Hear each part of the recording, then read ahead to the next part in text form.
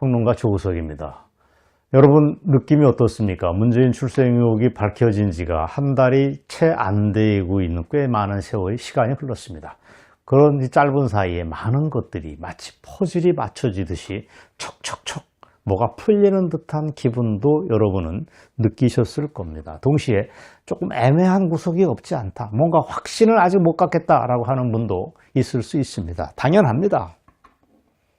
문재인이가 70년 동안 쌓아올리고 분칠해 놓은 과거사의 거짓말이 어떻게 일조일석에 무너질 수 있겠습니까?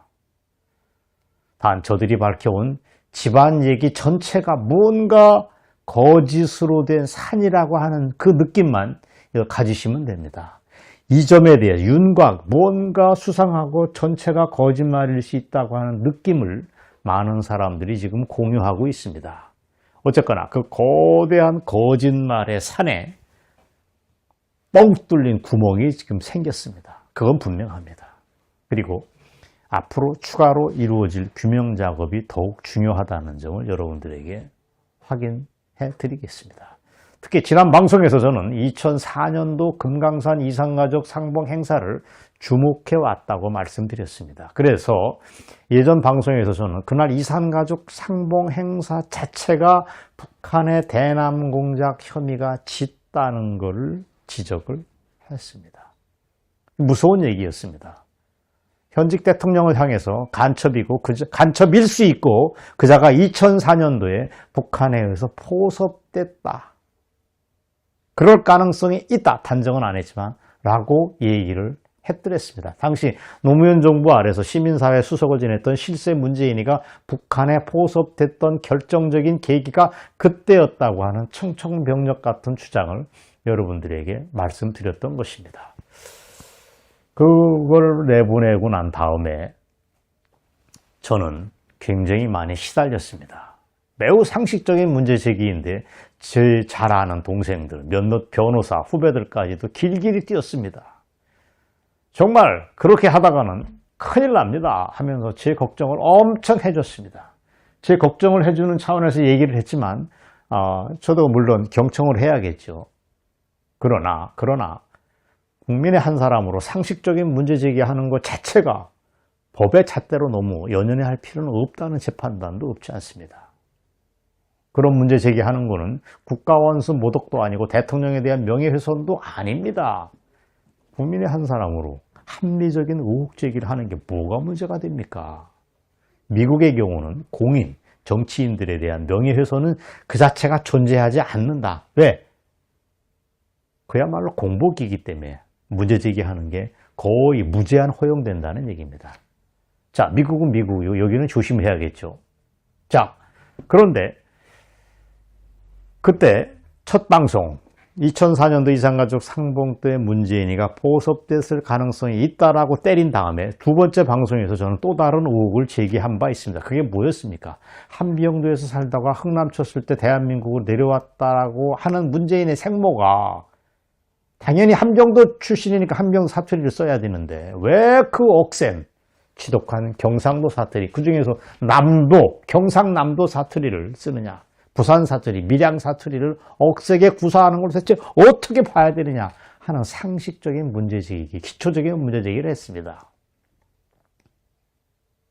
제가 이렇게 자신있게 빵빵 때리는 배경에는 윤월 스님의 증언이 있습니다. 그때 만난 강병옥, 막내 이모 강병옥의 진짜 이름은 안순옥이고 그 여자는 막내 이모가 아니고 문재인의 생모일 가능성을 배제할 수 없다고 저는 당연히 합리적인 추론을 했던 것입니다. 그렇다면 강한옥, 부산에 있던 강한옥 여사와 강병옥은 가짜 자매로 봐야 됩니다. 가짜입니다. 가짜. 그날 처음 만나는 자리였습니다.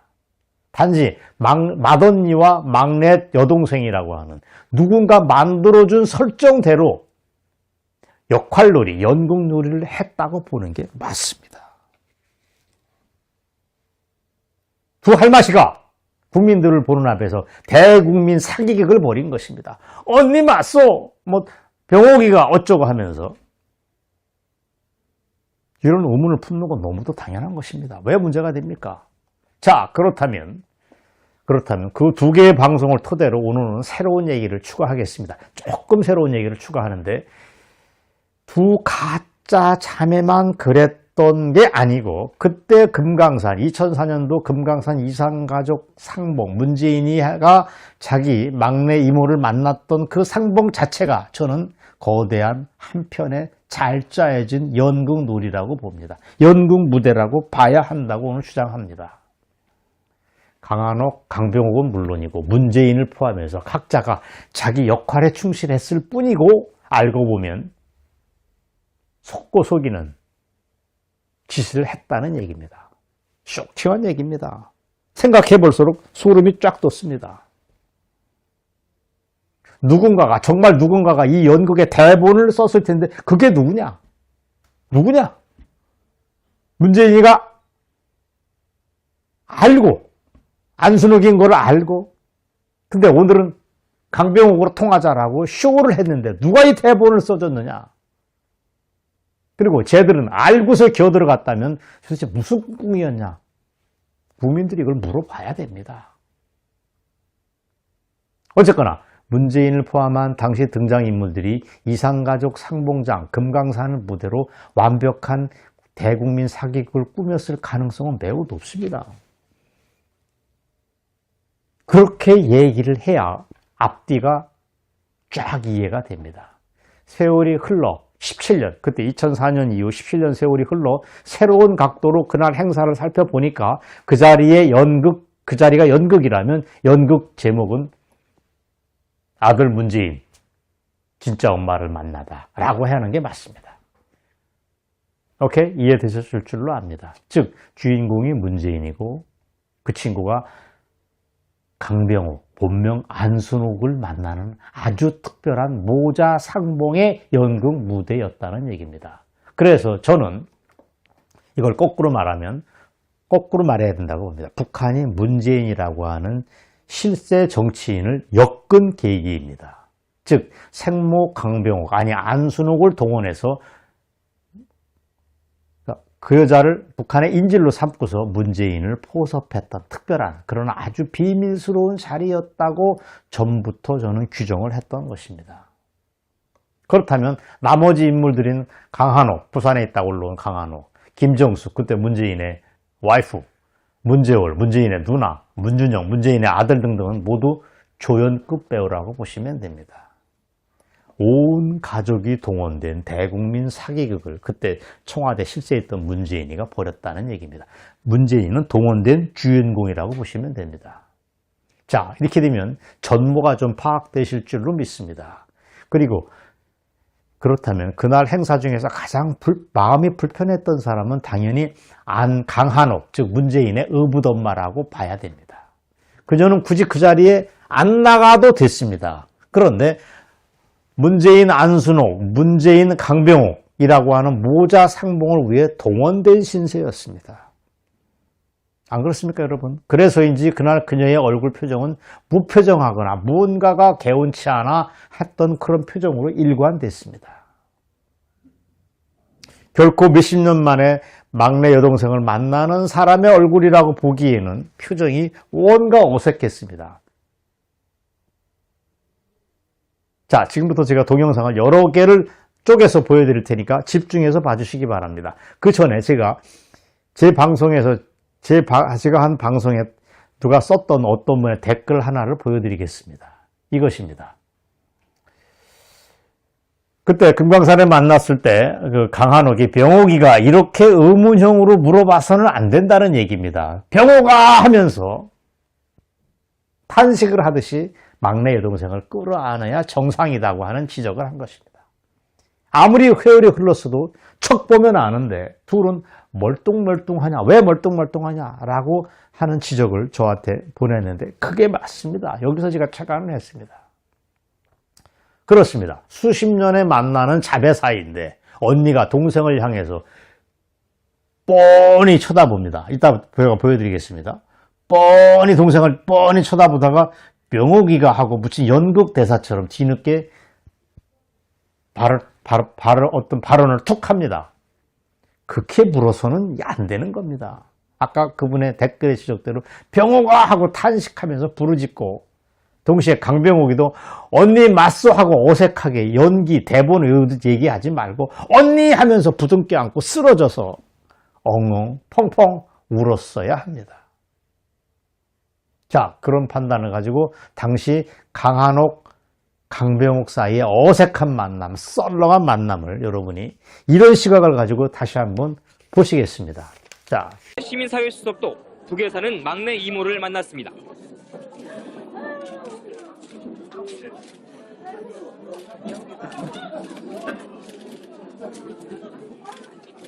이모기가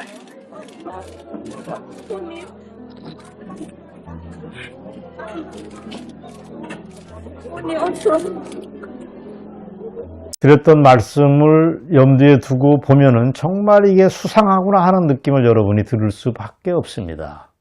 자, 그럼 다른 이산가족 쌍봉들은 어떻게 하는가를 살펴보겠습니다. 전형적인 이산가족 쌍봉 장면을 함께 보시겠습니다. 이거는 남북 이산가족이 아니고 남한 내의, 대한민국 내의 이산가족 쌍봉하는 이산가족 쌍봉들이 어떻게 만나는가 하는 강한옥, 강병옥과 사뭇 다른 분위기를 제가 준비를 했습니다. 자, 함께 보시기 바랍니다.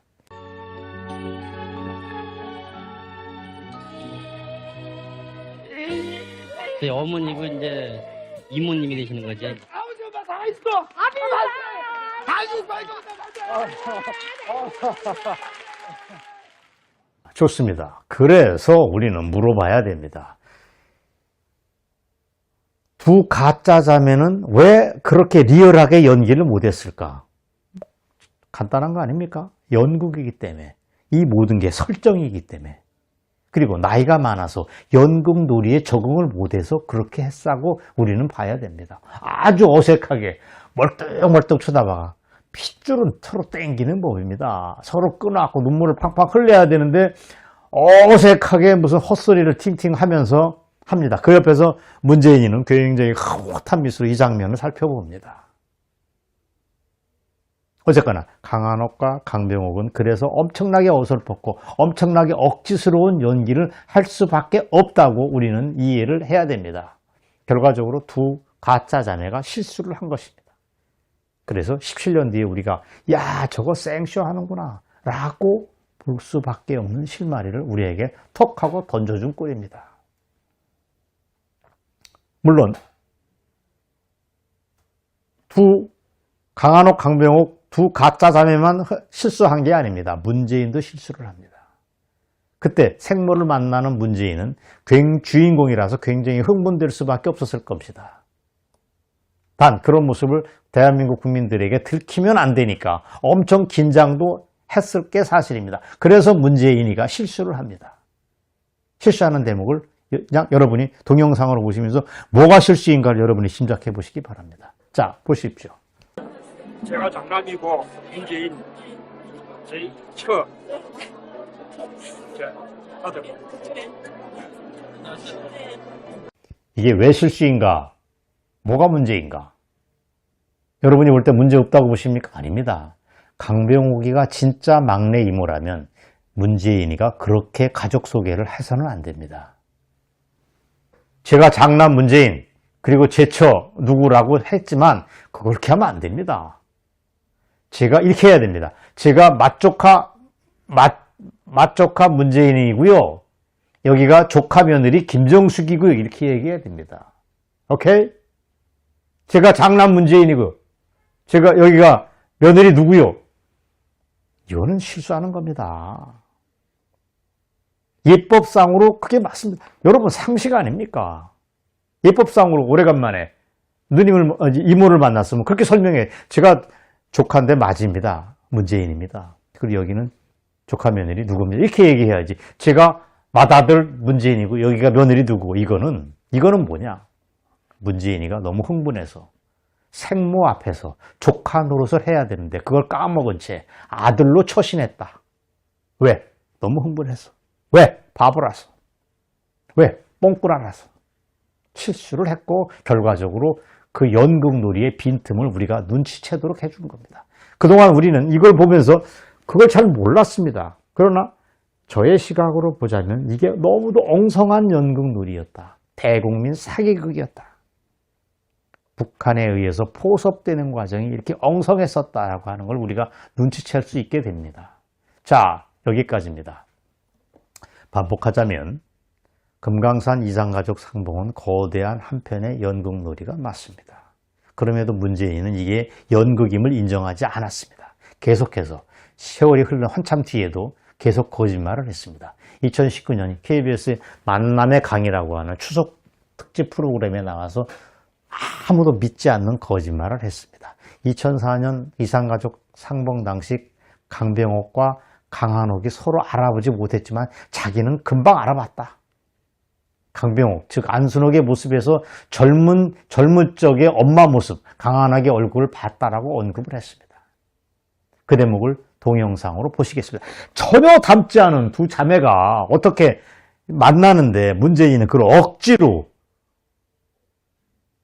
강병옥의 모습에서 젊었던 강한옥의 얼굴을 봤다고, 이게 말도 아닌 개소리를 하고 있습니다, 여러분. 그 대목을 여러분이 직접 동영상으로 보면서 이게 얼마나 억지스러운 얘기인가를 여러분이 느낌을 가져보시기 바랍니다. 이것입니다. 그러니까 처음에 이렇게 아까 이제 이모님 오시는데 정작 우리 어머님은 금방 알아보시지 못하시는 겁니다. 그러시겠죠, 당연히. 근데 저는 척 보니까 우리 이모님인지 어떻게 해요? 저는 알았어요. 어머니랑 우리 어머니 그 시절 그 연세 때 모습하고 똑같은 거예요. 아마 이제 시골 생활을 해서 그런지 얼굴이 좀 더 검게 얼린 거 말고는 제가 보기에는 뭐 영락 없는 우리 이제 어머니 약간 좀 젊었을 때 모습이어서 저는 금방 이제 이모님인지 알았어요. 신기하네요. 예, 그랬었어요. 자, 여러분이 직접 들어보시면서 제가 흥분하는 이유를 여러분이 짐작하셨을 줄로 믿습니다. 전혀 닮지 않는 두 가짜 자매를 두고 뭐가 닮았다고 문재인은 국민 앞에 침도 안 바르고 거짓말을 하는 게 아닌가 하는 느낌을 갖습니다. 저는 물론 단정은 하지 않습니다. 그러나 청와대가 이 문제에 대해서 취재 요청도 거부하고 이러니까 우리는 합리적인 의혹을 제기할 뿐입니다. 그리고 문재인은 또 한 번 거짓말을 계속 거짓말을 낳는 법입니다. 이후 반복해서 생모라고 주장하는 강한옥 여사가 막내 여동생을 만나게 했던 게 자기가 부모에게 했던 최대의 효도고 효행을 했다고 지금까지 포장을 하고 있습니다. 그 대목도 여러분 한번 보시겠습니까?